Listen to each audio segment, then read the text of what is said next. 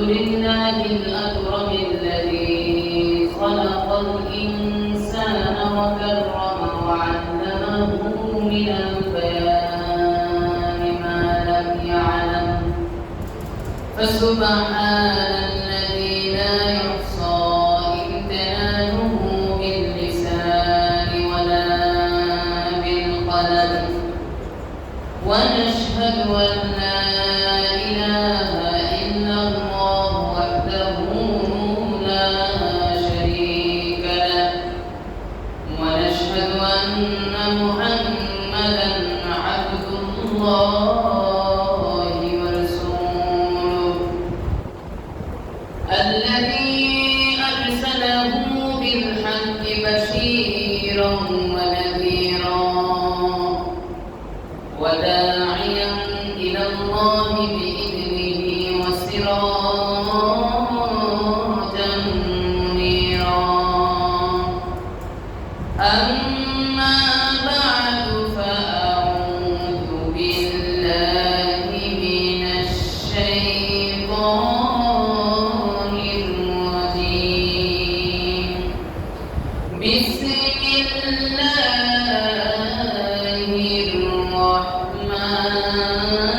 الرحمن الرحيم يا أيها الذين آمنوا اركعوا واسجدوا واعبدوا ربكم وافعلوا الخير لعلكم تفلحون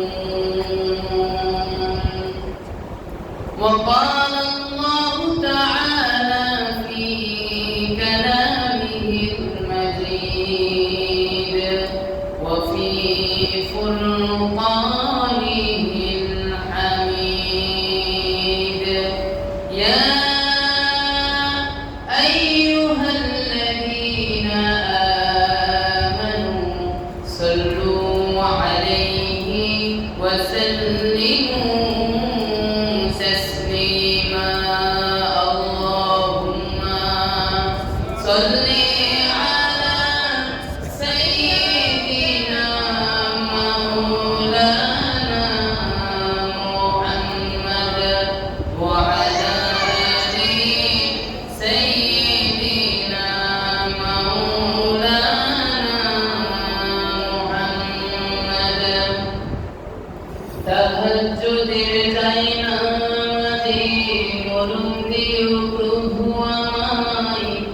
ইকামতে দ্বীনের কাজে কবুল করে নিও তাহাজ্জুদের জায়নামাজে মরণ দিও প্রভু আমায় ইকামতে দ্বীনের কাজে কবুল করে নিও আমায় আল্লাহুম্মা সাল্লি আলা সাইয়্যিদিনা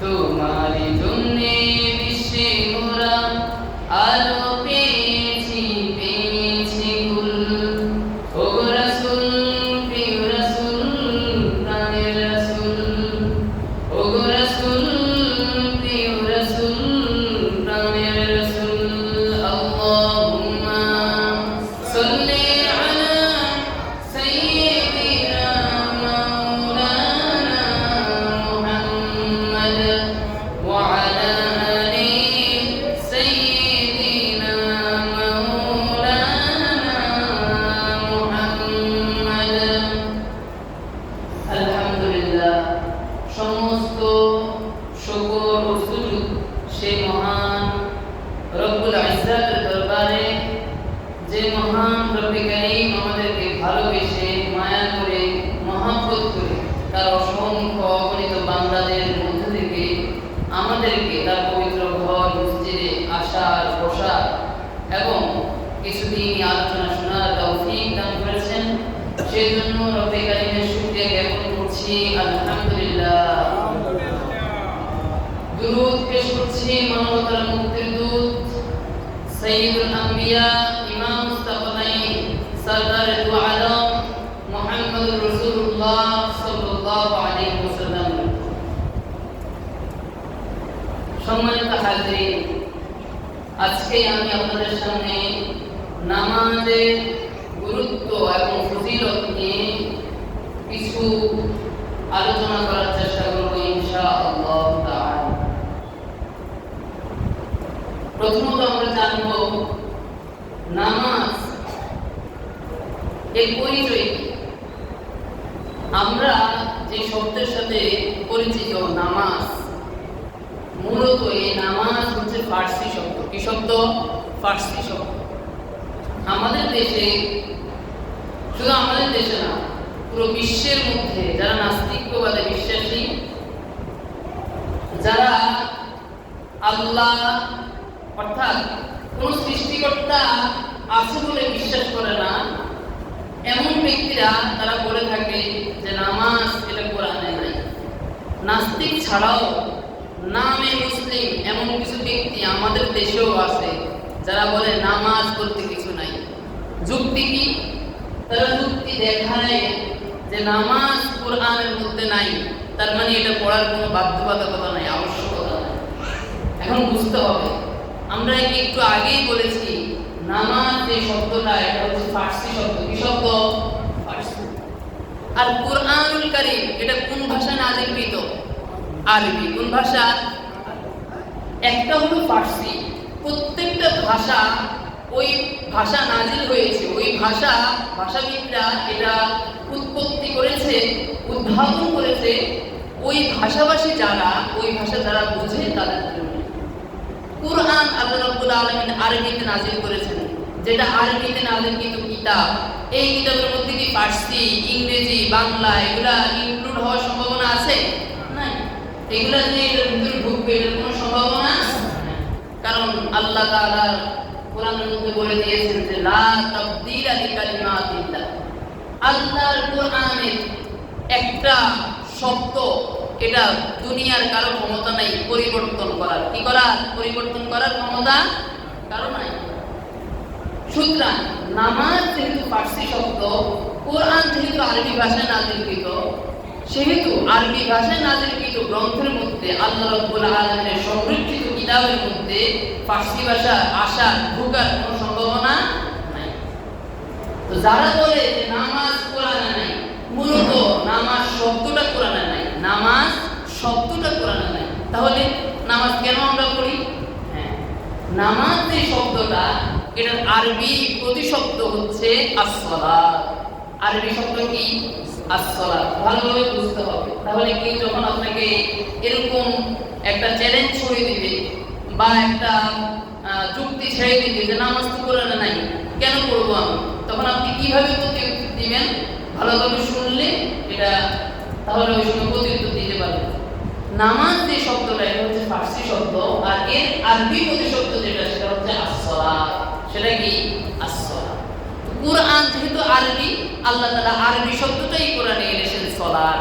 কি এনেছেন? সালাত। নামাজের কথা আল্লাহ রাব্বুল আলামিন কোরআনে 82 বার এনেছেন। কতবার? 82 বার। যতবার কোরআনে আল্লাহ রাব্বুল আলামিন নামাজের কথা এনেছেন, ততবার নামাজের সাথে সাথে যাকাতের কথা এনেছেন। আল্লাহ যত জায়গায় আকিমুস সালাত করেছেন, সাথে সাথে আকিম ওয়া আতুজ যাকাত বলেছেন। এই যে আল্লাহ রাব্বুল আলামিন কোরআনের মধ্যে সালাত যে শব্দটা, এটাকে ফার্সিতে নামাজ শব্দে না এনে এনেছেন as-সালাত। তো যারা বলেন নামাজ কোরআনে নাই, তাদেরকে আপনি প্রতিউত্তর দিবেন, হ্যাঁ নামাজ শব্দ কোরআনে নাই, নামাজকে আল্লাহ রাব্বুল আলামিন কোরআনে এনেছেন as-সালাত দিয়ে। কি দিয়ে এনেছেন? as-সালাত। এখন এই as-সালাত বা সালাত শব্দটা এই পাঁচটা অর্থে লুগাত ভাষাবিদরা ব্যবহার করে থাকেন। পাঁচটা অর্থ আমরা এখন বিস্তারিত বলবো না।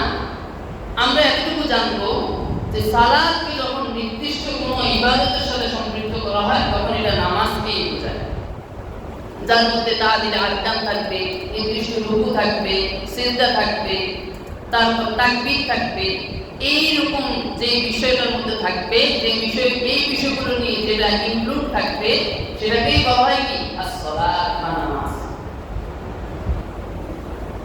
সম্মানিত হাজিরিন, এখন আমরা জানবো এই নামাজ বা সালাত এটার গুরুত্ব কতটুকু, এটার আদেশ আল্লাহ তাআলা কোরআনে দিয়েছেন কিনা, রাসূল আকরাম সাল্লাল্লাহু আলাইহি ওয়াসাল্লাম হাদিসে বলেছেন কিনা নামাজ পড়ার গুরুত্ব সম্পর্কে, এটা আমরা এখন জানব। নামাজ এত বেশি গুরুত্বপূর্ণ, এত বেশি মর্যাদাবান একটি ইবাদত, আল্লাহ রাব্বুল আলামিন ইসলামের 5টি যে বুনিয়াদ রয়েছে, ঈমান আনার পরেই আল্লাহ রাব্বুল আলামিন ইসলামের দ্বিতীয় স্তম্ভ নির্ধারণ করে দিয়েছেন নামাজ। ইসলামের দ্বিতীয় স্তম্ভ কোনটি? নামাজ বা সালাত। আল্লাহ রাব্বুল আলামিন কোরআন কারীমের মধ্যে নামাজের গুরুত্ব সম্পর্কে বলছেন, ইয়া আইয়ুহাল্লাযীনা আমানু রুকউ ওয়াসজুদু ওয়া'বুদু রাব্বাকুম ওয়াফআলুল খায়রা লা'আল্লাকুম তুফলিহুন। আল্লাহ রাব্বুল আলামিন বলেন, তোমরা যারা ঈমান এনেছো মুমিন বান্দারা,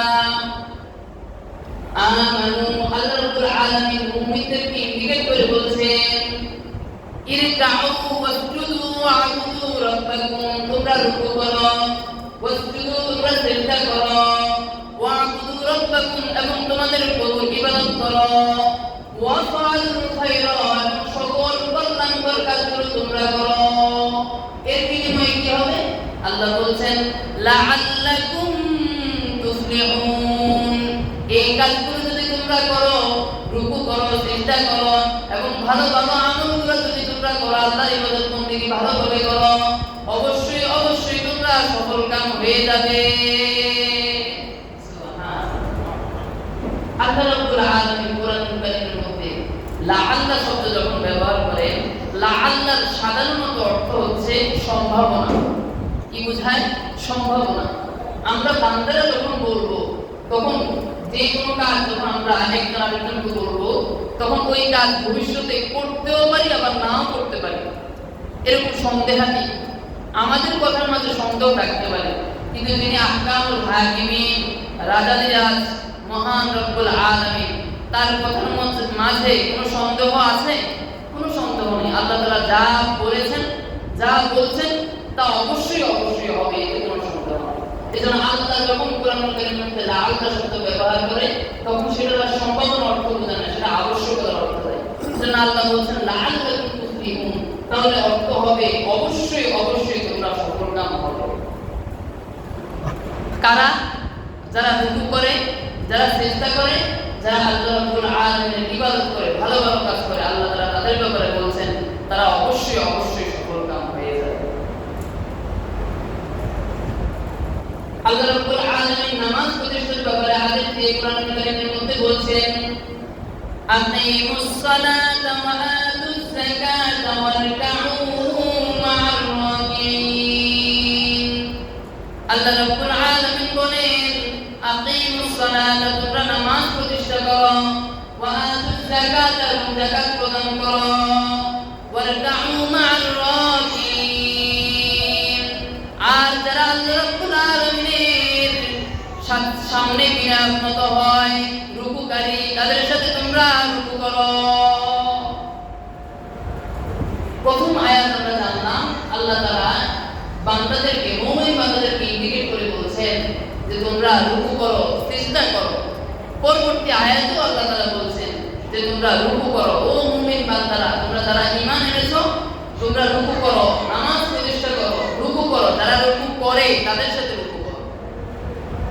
এই রুকু শব্দের অর্থ হচ্ছে বিনয়াত্মক হওয়া, তাওয়াকুলুর রাসি, অর্থাৎ মাথাকে ঝুঁকিয়ে দেয়া। বান্দা, আমরা যারা আল্লাহ রাব্বুল আলামিনের বান্দা, আল্লাহ রাব্বুল আলামিন আমাদেরকে সৃষ্টি করার ক্ষেত্রে 4টা জিনিস ব্যবহার করেছেন, 4টা উপাদান: আগুন, পানি, মাটি, বায়ু। আগুনের কাজ হচ্ছে ঊর্ধ্বগমন করা, উপরের দিকে ওঠা। আমরা যারা আল্লাহ রাব্বুল আলামিনের বান্দা, আমাদের পুরো বডির দিকে আমরা যখন লক্ষ্য করি তখন আমরা দেখতে পাই যে আমাদের মাথা এটা সবার উপরে থাকে। সব সময় চলতে ফিরতে, সব সময় ঘুমাতে গেলেও আপনার মাথাটা কিন্তু উপরে থাকে। দেখবেন বালিশ ছাড়া আপনি ঘুমাতে যান, আজকে কি বাসায় গিয়ে ট্রাই করবেন, বালিশ ছাড়া যখন ঘুমাতে যাবেন তখন দেখবেন আপনার ঘুম আসবে না। ততক্ষণ পর্যন্ত ঘুম আসবে না যতক্ষণ পর্যন্ত আপনি একটা হাত মাথার নিচে না দিবেন। এটার হিকমত কি? একটা হাত যখন আপনি মাথার নিচে দিবেন তখন দেখবেন পুরো বডি থেকে মাথাটা একটু উঁচুতে থাকে। এটা নামাজের সাথে কেন তুলনা করা হয়? কারণ আপনার পুরো বডির মধ্যে মাথা আছে, সে সব সময় চায় সে উপরের দিকে থাকবে, সে সব সময় চায় যে তার পুরো বডিকে নিয়ন্ত্রণ করার জন্য। আল্লাহ রাব্বুল আলামিন বান্দাদেরকে যে সৃষ্টি করেছেন চারটি উপাদান দিয়ে, তার মধ্যে একটা উপাদান যে আগুন। আগুনের কাজ হচ্ছে ঊর্ধ্বগমন করা। যেহেতু আগুনের উপাদানটা বান্দার শরীরের মধ্যে আছে, এই মানুষের মধ্যে আছে, এজন্য মানুষ অহংকারী হয়, দাম্ভিকতা, ভাব প্রতিপত্তি তাদের ভিতরে চলে আসে। তবিয়তগত সৃষ্টিগত ভাবে এটা চলে আসে। আমি আপনি যারা ধনী আছে তাদের ভিতরে ভাব প্রতিপত্তি আছে, যাদেরকে আল্লাহ তাআলা ধন সম্পদ দেয় নাই তাদের ভিতরে ভাব প্রতিপত্তি, দাম্ভিকতা এটা আছে, চলে আসে, এটা সৃষ্টিগত ভাবে। আল্লাহ তাআলা এই দাম্ভিকতা বা অহংকার এটাকে ধূলিসাৎ করে দেওয়ার জন্য বান্দার উপর নামাজকে ফরজ করেছে। নামাজের মাধ্যমে কিভাবে ধূলিসাৎ হবে? একটু আগে আমরা বলেছি আমাদের যে মাথা এটা সব সময় চায় আমাদের পুরো বডিকে নিয়ন্ত্রণ করার জন্য, সব সময় আমাদের উপরের দিকে থাকে। কিন্তু নামাজ এমন একটি ইবাদত যেখানের মধ্যে গেলে, যেই জিনিসটা আদায় করতে গেলে এই যেই মাথা আপনার সব সময় আপনাকে নিয়ন্ত্রণ করতে চায়, সব সময় আপনার উপরের দিকে থাকে, আপনি চলতে ফিরতে ওই মাথাটা একেবারে সবচেয়ে নিচুতে চলে যায়। সুবহানাল্লাহ। সেটা কোন জায়গা? সিজদায়। সিজদা যখন আমি আর আপনি যাই তখন মাথা একেবারে নিচের দিকে থাকে না? আল্লাহ রাব্বুল আলামিনের সিজদা যখন আমরা দেই তখন আল্লাহ তাআলার কুদরতি পায়ে আমরা সিজদা দিই। তাহলে এই উদাহরণের মাধ্যমে আমরা জানলাম কি আমাদের ভিতরে যে দাম্ভিকতা বা অহংকার আছে এটাকে ধূলিসাৎ করে দেওয়ার জন্য, নিঃশেষ করে দেওয়ার জন্য অন্যতম যে উপায় সেটা হচ্ছে কি নামাজ। সেটা কি? তাহলে আমরা যত বেশি নামাজ আদায় করব, যত বেশি আল্লাহ রাব্বুল আলামিনের সামনে সিজদাবনত হব, তত আমাদের দাম্ভিকতা, অহংকার, ভাব, দাম্ভিকতা এটা ধূলিসাৎ হয়ে যাবে। নামাজ এমন একটি ইবাদত যে ইবাদতের মাধ্যমে আল্লাহ রাব্বুল আলামিন বলেছেন আল্লাহ রাব্বুল আলামিনকে স্মরণ করা, আল্লাহ তাআলাকে ডাকতে এটা মুখ দিয়ে ডাকা লাগে না, নামাজের মাধ্যমে আল্লাহ রাব্বুল আলামিনকে স্মরণ করা যায়, ডাকা যায়। আল্লাহ রাব্বুল আলামিন কোরআন কারীমের মধ্যে বলেন ইন্নানি আনাল্লাহ লা ইলাহা ইল্লা আনা ফা'বুদনি ওয়া আকিমিস সালাতা লিযিকরি। আল্লাহ রাব্বুল আলামিন বলেন আমি আল্লাহ এক, আমি ছাড়া কোনো ইলাহ নাই। ফা'বুদনি, সুতরাং তোমরা আমার ইবাদত করো। ওয়া আকিমিস সালাতা লিযিকরি, এবং নামাজ প্রতিষ্ঠার মাধ্যমে আমি আল্লাহকে স্মরণ করো। আল্লাহ রাব্বুল আলামিন নামাজ প্রতিষ্ঠার মাধ্যমে আল্লাহ তাআলাকে স্মরণ করতে বলেছেন। নামাজ প্রতিষ্ঠার মানে কি? আমাদের বর্তমান সমাজে প্রচলিত ভুল আছে। নামাজ প্রতিষ্ঠার মানে হলো যে ব্যক্তি নামাজ পড়ে না তাকে জোর করে মসজিদে নিয়ে আসা। না, আপনি সালাতের ব্যাখ্যা মুফাসসিরে কেরাম এটা করেন নাই। প্রত্যেকটা তাফসীরের মধ্যে মুফাসসিরে কেরাম আকিমুস সালাহ এর ব্যাখ্যা করেছেন নামাজের মধ্যে যে তাহলিল আরকানগুলো আছে, তাকবীর, রুকু, সিজদা, তাশাহুদ, এই বৈঠক সবগুলা তাহলিল আরকান যথাযথভাবে আদায় করা, পরিপূর্ণ মনোযোগের সাথে আদায় করার নামে হচ্ছে আকিমুস সালাহ।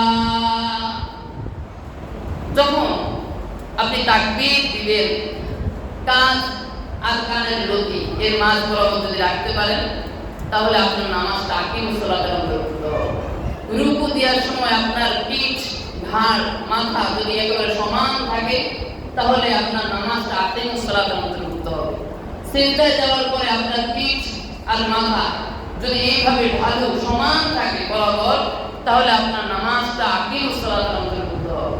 বৈঠকে যখন যাবেন তখন সুন্দরভাবে বসে সালাম ফেরানোর আগ পর্যন্ত যদি আপনি পরিপূর্ণভাবে নামাজ শেষ করতে পারেন খুশুখুশুর সহিত তাহলে আপনার নামাজটা হবে আকিমুস সালাতের অন্তর্ভুক্ত।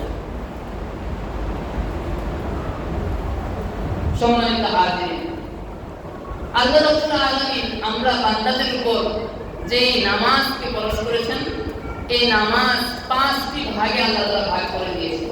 একটা হচ্ছে ফজর, আরেকটা যোহর, আরেকটা আসর, আরেকটা মাগরিব, আরেকটা হলো কি ইশা। মহানবী হযরত মুহাম্মদ সাল্লাল্লাহু আলাইহি ওয়াসাল্লাম মেরাজের রাত্রিতে আল্লাহ রাব্বুল আলামিনের সাথে যখন সাক্ষাৎ করতে গিয়েছিলেন আল্লাহ রাব্বুল আলামিন মুহাম্মদুর রাসূলুল্লাহ সাল্লাল্লাহু আলাইহি ওয়াসাল্লামকে 50 ওয়াক্ত নামাজ দিয়েছেন উম্মতের জন্য আবশ্যক করে। মহানবী সাল্লাল্লাহু আলাইহি ওয়াসাল্লাম আল্লাহ তাআলার কাছে আবেদন করে কমাতে সর্বশেষ 5 ওয়াক্তের মধ্যে এনেছেন। একবার ভাবুন, যদি এই 50 ওয়াক্ত আমাদের উপর আবশ্যক হতো তাহলে আমরা কখনো পড়তে পারতাম? 5 ওয়াক্তই তো আমরা পড়ি না, তাহলে 50 ওয়াক্ত যদি দিয়ে দিত তাহলে কি করা যেত? কিছুই করার থাকে না। এখন যে আল্লাহ তাআলা আমাদের জন্য অনেক অনেক অনেক ইনসান করেছেন, একেবারেই সহজ করে দিয়েছেন, কিন্তু সেই সহজ করার পরও আমরা এই নামাজের প্রতি অবহেলা করি, গাফলতা করি। সুতরাং যেহেতু আল্লাহ রাব্বুল আলামিন বান্দা হিসেবে আমাদের প্রতি ইহসান করেছেন, দয়া দেখিয়েছেন, আমাদের প্রতি করুণা করে মাত্র 5 ওয়াক্ত আমাদের জন্য আবশ্যক করে দিয়েছেন, সুতরাং এই 5 ওয়াক্ত নামাজ আমরা হেলায় খেলায় কাটিয়ে দিব না। 5 ওয়াক্ত নামাজ আমরা জামাতের সাথে আদায় করার সর্বোচ্চ চেষ্টা করব। আল্লাহ তাআলা আমাদেরকে তৌফিক দান করুন, সবাই বলে আমিন। এই 5 ওয়াক্ত নামাজ আল্লাহ তাআলা আমাদের উপর ফরজ করেছেন। 5 ওয়াক্ত নামাজের মধ্যে আল্লাহ রাব্বুল আলামিন যেহেতু বান্দার পূর্বের এবং পরের সমস্ত কার্যাবলী আল্লাহ রাব্বুল আলামিন অবগত। আল্লাহ তাআলা বান্দা আমরা পূর্বে যা করেছি, ভবিষ্যতে যা করব, তিনি সেইগুলো বিষয়গুলো কে জানে? আল্লাহ তাআলা জানেন। বান্দা কোন নামাজের প্রতি বেশি অবহেলা করবে সেটাও আল্লাহ তাআলা জানেন।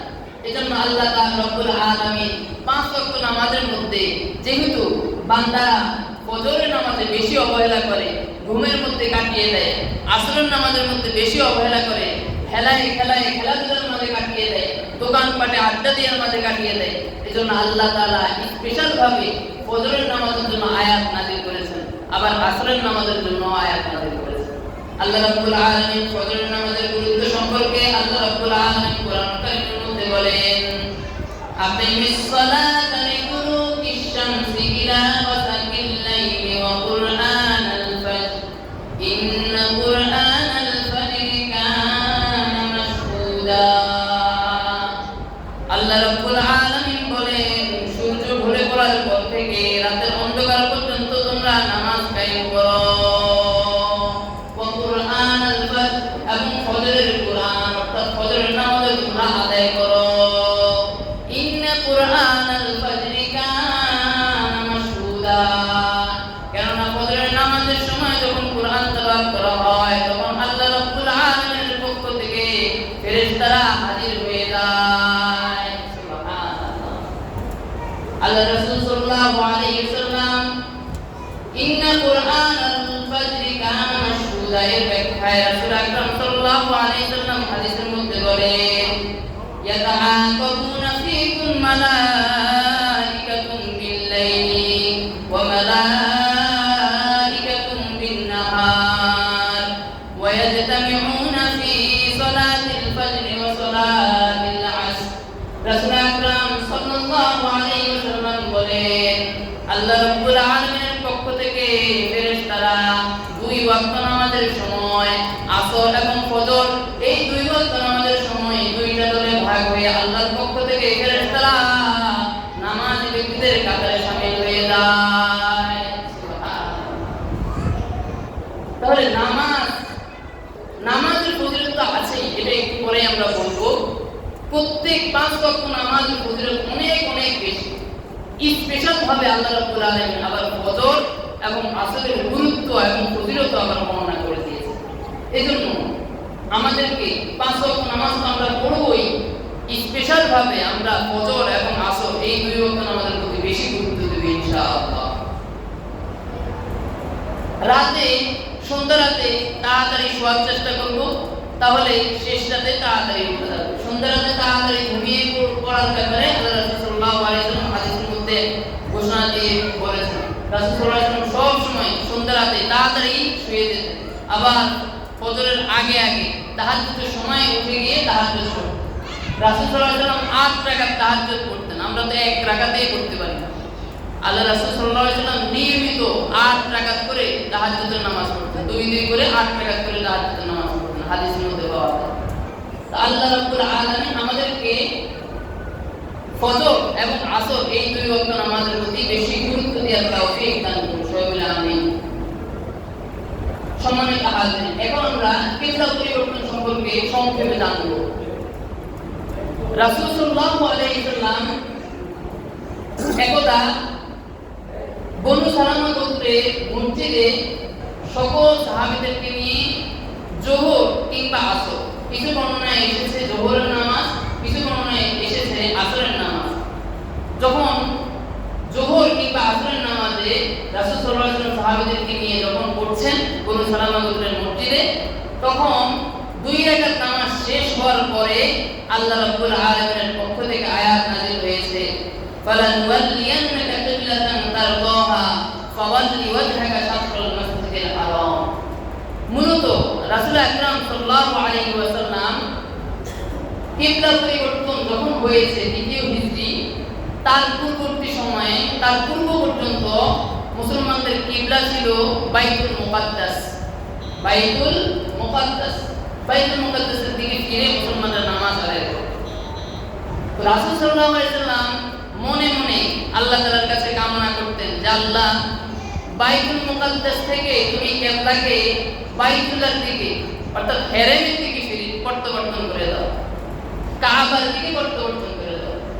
আল্লাহ তাআলা এটা সবসময় মনে, আল্লাহ রাব্বুল আলামিনের প্রিয় হাবিব সবসময় মনের মধ্যে এটা কামনা করতেন এবং আকাশের দিকে তাকিয়ে আল্লাহ তাআলার কাছে দোয়া করতেন।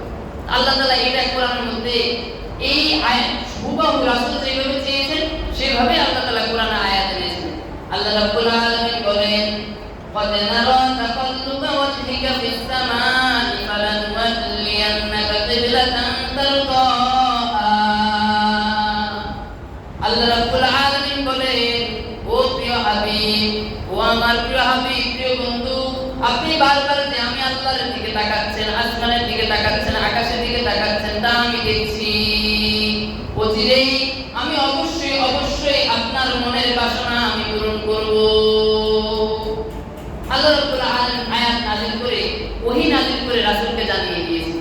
তারপরে যখন নামাজের মধ্যে নামাজরত অবস্থায় যখন সাহাবীদেরকে নিয়ে রাসূল যখন নামাজরত অবস্থায় বনু সালামা গোত্রের মসজিদে ছিলেন, তখন আল্লাহ রাব্বুল আলামিন জিবরিল আমিনের মাধ্যমে আয়াত নাযিল করে দিয়ে বলছেন, ফাওয়াল্লি ওয়াজহাকা শাতরাল মাসজিদিল হারাম। ও আমার হাবিব, আপনি আমার কাছে যে চেয়েছেন কিবলা পরিবর্তন করার ব্যাপারে, যান আপনি নামাজে থাকা অবস্থায় আপনার কিবলাকে পরিবর্তন করে বাইতুল্লাহর দিকে ঘুরে দাঁড়ান। 2 রাকাত নামাজ যখন শেষ হয়েছে, বাকি 2 রাকাত নামাজ আল্লাহ রাসূল সাল্লাল্লাহু আলাইহি ওয়াসাল্লাম সমস্ত সাহাবীদেরকে নিয়ে বাইতুল্লাহ তথা কাবা শরীফের দিকে ফিরে পড়েছেন। সেই সময় থেকে যেহেতু একই সাথে একই সময়ে 4 রাকাত নামাজ, 4 রাকাত ফরজ নামাজ, 2 রাকাত পড়া হয়েছে বাইতুল মুকাদ্দাসের দিকে ফিরে, বাকি 2 রাকাত পড়া হয়েছে বাইতুল্লাহ তথা কাবা শরীফের দিকে ফিরে। এজন্য সেই সময় থেকে বনু সালামা গোত্রের ওই মসজিদকে বলা হয় মসজিদ আল কিবলাতাইন। মসজিদ আল কিবলাতাইন অর্থাৎ 2 কিবলার মসজিদ, মসজিদুল কিবলাতাইন, 2 কিবলার মসজিদ। সেই সময় থেকে এই মসজিদকে বলা হয়। প্রিয় মুসলিম ভাইয়েরা, এখন আমরা জানবো আল্লাহ রাব্বুল আলামিনের আদেশকৃত অর্ডারকৃত এই নামাজ এটা যদি আমরা পড়ি সঠিকভাবে আদায় করি আল্লাহ তাআলা আমাদের কি পুরস্কার দিবেন এই ফজিলত কি সর্বপ্রথম ফজিলত আল্লাহ রাব্বুল আলামিন কোরআন কারীমের মধ্যে বলেন যে বান্দা পরিপূর্ণভাবে নামাজ আদায় করবে ওই বান্দাকে আল্লাহ রাব্বুল আলামিন সমস্ত পাপাচার ও অশ্লীল কাজ থেকে বিরত রাখে ইন্নাস সালাতা তানহা আনিল ফাহশাই ওয়াল মুনকার আল্লাহ রাব্বুল আলামিন বলে নিশ্চয়ই নামাজ মানুষকে অশ্লীল ও পাপাচারের কাছ থেকে বিরত রাখে। এখন প্রশ্ন আসতে পারে যে হুজুর সমাজের মধ্যে তো এমন লোক আছে যে নামাজ পড়ে আবার সুদ খায়, যে নামাজ পড়ে সে আবার ঘুষ খায়, যে নামাজ পড়ে সে আবার মদ খায়, জুয়া খেলে, এরকম লোক আমাদের সমাজে আছে কি নাই? আছে না? তাহলে এই ব্যক্তিদের ব্যাপার এই ব্যক্তিদের সাথে আল্লাহ রাব্বুল আলামিন নাযিলকৃত এই আয়াতটা সাংঘর্ষিক হয়ে গেল না? মুফাসসিরে কেরাম নামাজকে 4 ভাগে ভাগ করেছেন। কয় ভাগ? 4 ভাগে ভাগ করেছেন। এই 4 ভাগের মধ্যে সর্বশেষ ভাগের ব্যাপারে মুফাসসিরে কেরাম বলেন আসলে পরিপূর্ণ ওই নামাজি সকল অশ্লীল পাপাচার কাছ থেকে বিরত থাকতে পারে যেই নামাজি তার নামাজের মধ্যে পরিপূর্ণ খুশু হুজুর সহিত নামাজ আদায় করে, অর্থাৎ পরিপূর্ণ মনোযোগের সাথে নামাজ আদায় করে। আমরা তো এমন নামাজি যারা নামাজে পড়ি না, দেখা গেছে 3-4 দিন পরে এক ওয়াক্ত পড়তে আসে, কিংবা প্রতি সপ্তাহে জুমার নামাজ পড়তে আসে, কেউ প্রতি সপ্তাহে জুমার নামাজও পড়ে না, প্রতি বছরে 1 দিন পড়ে বা 2 দিন পড়ে ঈদের নামাজ। আছে না আমাদের সমাজে? আছে। তো মুফাসসিরে কেরাম বলেন এমন নামাজি অশ্লীল পাপাচার কাছ থেকে বিরত থাকতে পারে, বরং সেই নামাজি অশ্লীল পাপাচার কাছ থেকে বিরত থাকতে পারে যেই 5 ওয়াক্ত নামাজ সঠিকভাবে যথাসময়ে সঠিকভাবে খুশু খুশুর সহিত আদায় করতে পারে, পরিপূর্ণ মনোযোগের সহিত আদায় করতে পারে, সেই কেবল অশ্লীল এবং পাপাচার কাছ থেকে বিরত থাকতে পারে। আমরা নামাজ পড়তে আসলে যারা খেলাধুলা করে নামাজ পড়তে আসে তারা নামাজের মধ্যে এসে ব্যাট আর বল এটা চোখের মধ্যে বাজে। যে স্বামী ঘরের মধ্যে তার স্ত্রীর সাথে ঝগড়া করে এসেছে, স্ত্রীকে কি গালি দিয়েছিল, স্ত্রী তাকে কি বলেছিল, নামাজের মধ্যে এসে এগুলো ভালো। এমন ব্যক্তি আছে না? এমন কি হয় না আমাদের? তো এমন যদি হয়ে যায় তাহলে আমার নামাজ তো পরিপূর্ণ খুশু খুশু অনুযায়ী হলো না। যেহেতু পরিপূর্ণ খুশু খুশু অনুযায়ী হয় না, এজন্যই মূলত আমরা অশ্লীল এবং পাপাচার কাছ থেকে বিরত থাকতে পারি। আল্লাহ তাআলা আমাদেরকে পরিপূর্ণ মনোযোগের সহিত নামাজ আদায় করার তৌফিক দান করুন। সবাই বলে আমিন। দ্বিতীয় ফজিলত আল্লাহ রাব্বুল আলামিন বলেন যারা 5 ওয়াক্ত নামাজ বা জামাত আদায় করে তাদেরকে আল্লাহ রাব্বুল আলামিন পরিপূর্ণ মুমিন ঘোষণা দিয়েছেন এবং তাদেরকে সফল কাম বলে ঘোষণা দিয়ে দিয়েছেন। আল্লাহ রাব্বুল আলামিন বলেন قد أفلح المؤمنون الذين هم في صلاتهم خاشعون মুমিন ওই মুমিন সফল কাম হয়ে গিয়েছে যে মুমিন খুশু খুজুর সহিত একাগ্র চিত্তে নামাজ আদায় করেছে। পরিপূর্ণ মনোযোগের সহিত যে ব্যক্তি নামাজ আদায় করে আল্লাহ রাব্বুল আলামিন তাকে সফল কাম মুমিন হিসেবে ঘোষণা দিয়েছে।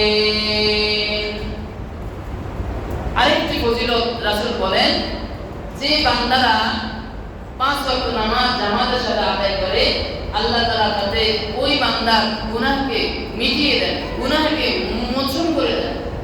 রাসূল সাল্লাল্লাহু আলাইহি ওয়াসাল্লাম হাদিসের মধ্যে বলেন আরাআইতুম লাউ আন্না নাহরান বিবাবি আহাদিকুম ইয়াগতাসিলু ফীহি কুল্লা ইয়াওমিন খামসান। রাসূল বলেন তোমাদের কারো বাড়ির সামনে ঘরের সামনে যদি একটি পুষ্করিণী থাকে, একটি পুকুর থাকে, আর ওই ব্যক্তি ওই পুকুরের মধ্যে যদি 5 বার গোসল করে তার শরীরের মধ্যে কি কোনো ময়লা অবশিষ্ট থাকতে পারে? মা তাকুলু যালিকা মিন দারকিহি। রাসূল বলেন তার শরীরের মধ্যে কোনো ময়লা কি অবশিষ্ট থাকতে পারে? ক্বালু লা মিন দারকিহি শাইআ। উপস্থিত সকল সাহাবী রাসূলের প্রশ্নের জবাবে বললেন না ইয়া রাসূলুল্লাহ, কখনোই ওই ব্যক্তির শরীরের মধ্যে কোনো ময়লা আবর্জনা অবশিষ্ট থাকতে পারে না। ক্বালা ফাযালিকা মিসলুস সালাওয়াতিল খামস।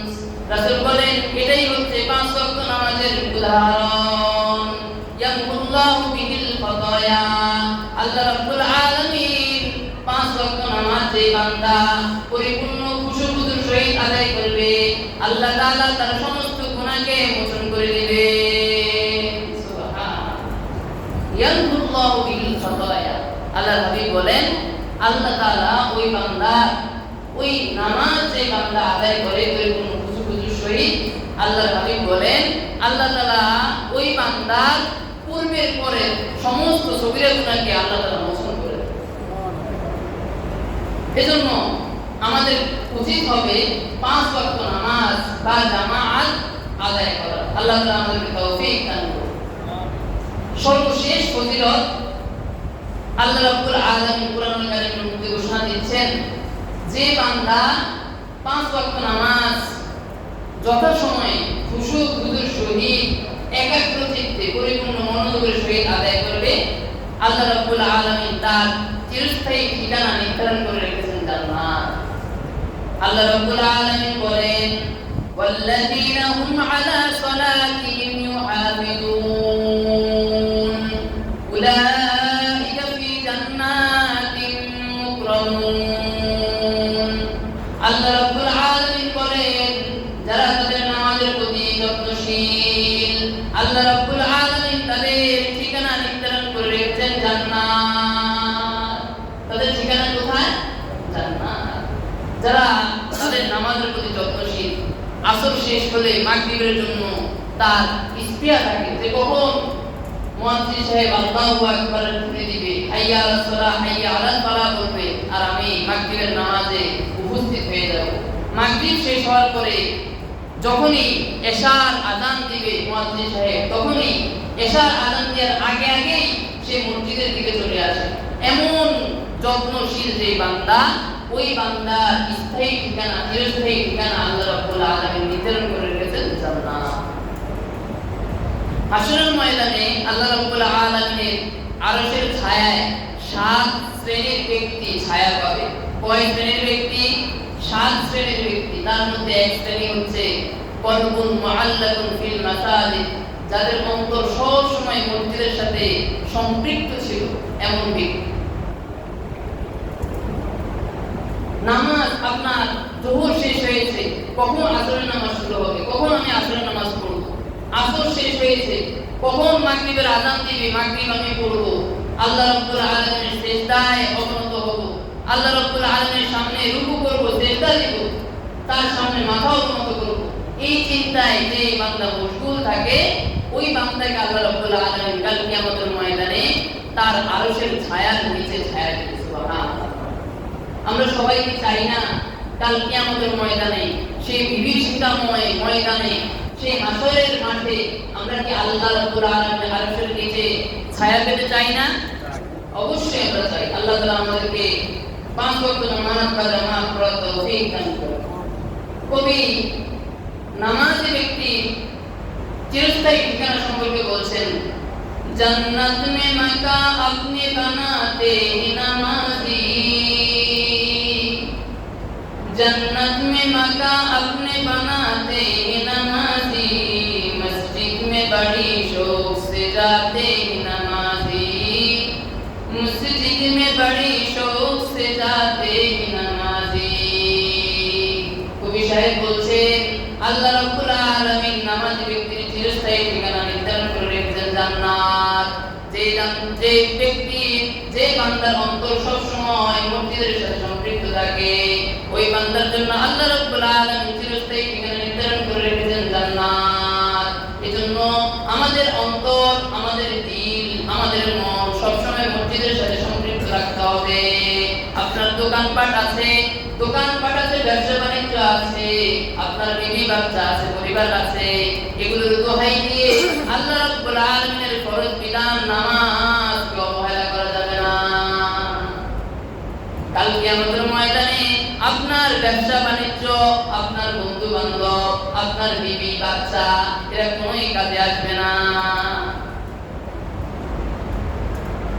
ইয়াউমা লা ইয়ানফাউ মালুন ওয়ালা বানুন ইল্লা মান আতাল্লাহা বিকলবিন সালিম। সেদিন কোনো সম্পদ, কোনো বাচ্চা, ছেলে সন্তান কাজে আসবে না।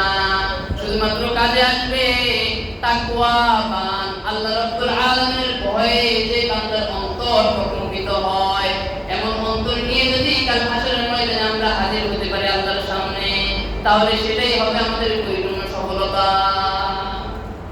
আপনি তো মনে করছেন আপনি ব্যবসা বাণিজ্য করছেন, অনেক কোটি কোটি টাকা ইনকাম করছেন, আপনার নামাজ পড়া লাগবে না।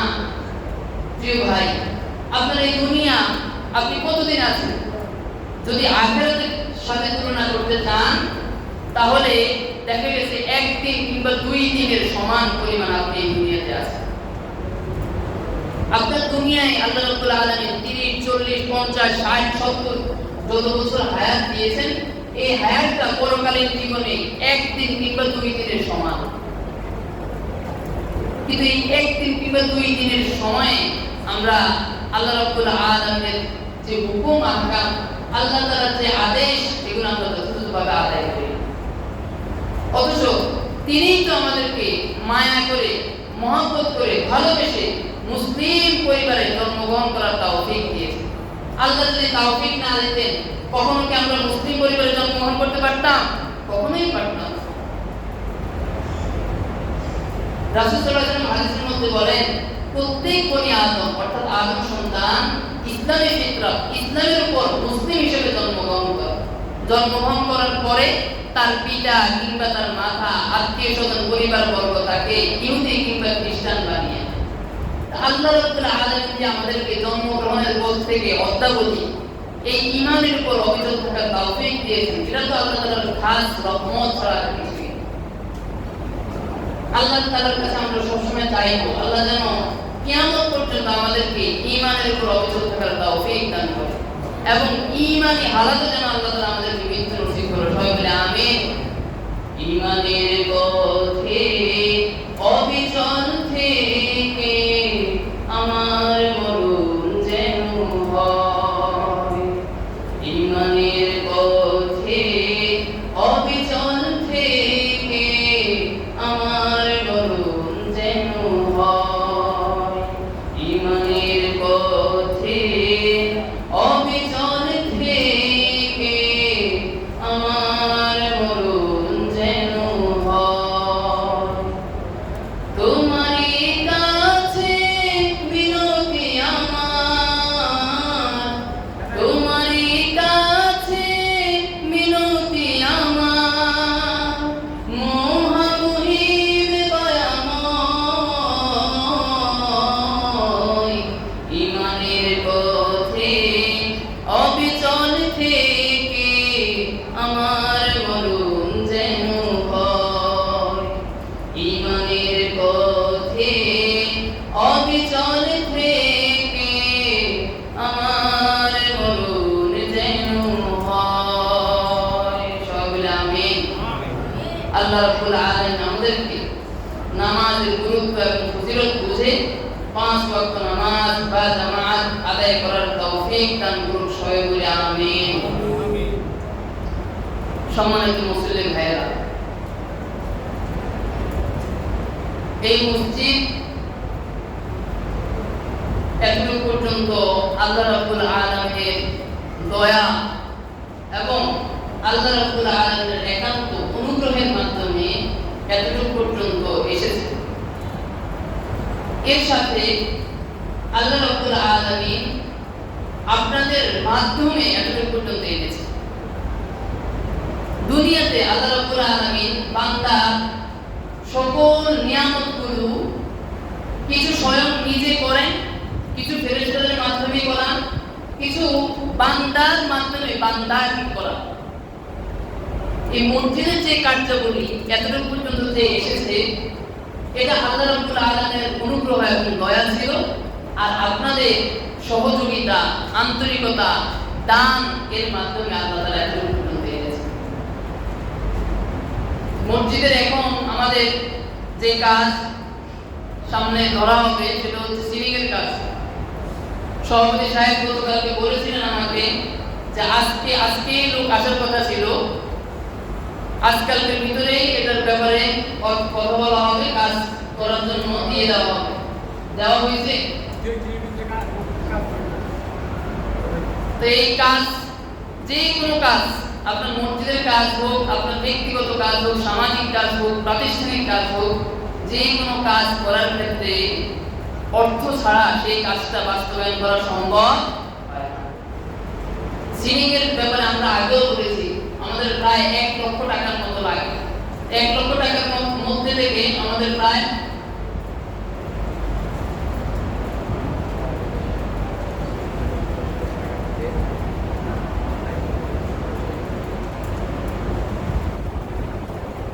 এই সিলিং এর জন্য প্রায় 1 লক্ষ টাকা আমাদের লাগবে। এর মধ্যে আমাদের প্রায় 80 মতো উঠছে, তাই না? 80 মতো আমাদের উঠছে নগদ এবং নাম লেখানো সহ। 80 টাকাইছে নগদ 42,000 টাকা নগদ উঠছে। আর বাকি এগুলো মানে লেখা হয়েছে, এখনো পর্যন্ত পরিশোধ করা হয়নি। আমি আগেও বলছিলাম যে ভাইয়েরা নাম লিখিয়েছেন সিলিং এর জন্য, যে যা লিখিয়েছেন 500, 1000, 300, 2000, 5000, 10,000 আপনার এই নির্ধারিত পরিমাণটা খুব দ্রুত পরিশোধ করে দিবেন। নাম লেখানোর সাথে সাথে আপনি যে নিয়ত করেছেন আল্লাহ রাব্বুল আলামিনের নিয়মিত যে ফেরেশতা কিরামান কাতিবিন তারা কিন্তু নেকি লিপিবদ্ধ করে ফেলেছে। তো অবশিষ্ট এই টাকা যদি আপনি দিয়ে দেন, বাকি ফেরেশতারা এটা কিন্তু কিয়ামত পর্যন্ত সদকায়ে জারি হিসেবে লিখতেই থাকবে। সুতরাং যারা নাম লিখিয়েছেন আপনাদের প্রতি আমার অনুরোধ, খুব দ্রুত টাকাগুলো পরিশোধ করে দিন। এখন সিলিংয়ের জন্য যে ভাইয়েরা দান করতে চান দান করতে পারেন। আপনারা যে যা পারেন 500, 1000, 300, 200 সিলিংয়ের জন্য দান করেন। সিলিংয়ের কাজ শেষ হলেই আমরা এসি লাগিয়ে দেব ইনশাআল্লাহ। এখন যে গরম, সামনে কিন্তু গরমের তাপ আরো বাড়বে। সুতরাং আপনারা যারা নামাজ পড়তে আসেন, এসি লাগালে, সিলিং হয়ে গেলে এসি লাগালে আপনারাই আরামদায়কভাবে নামাজ পড়তে পারবেন।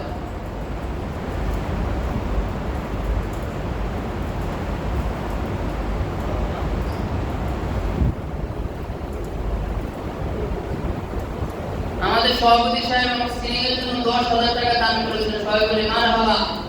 আল্লাহ তাআলা আপনার দানকে কবুল করুন। ওনার আব্বা আম্মা নাই, ওনার আব্বা আম্মার জন্য সবাই দোয়া করবেন আল্লাহ তাআলা তাদেরকে জান্নাতের উচ্চ মাকাম দান করুন।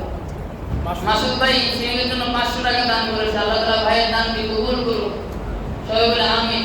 মাসুদ ভাইয়ের আব্বা আম্মা আছে,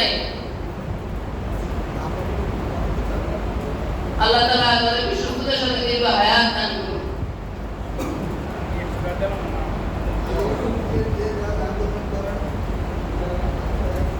যে যা পারেন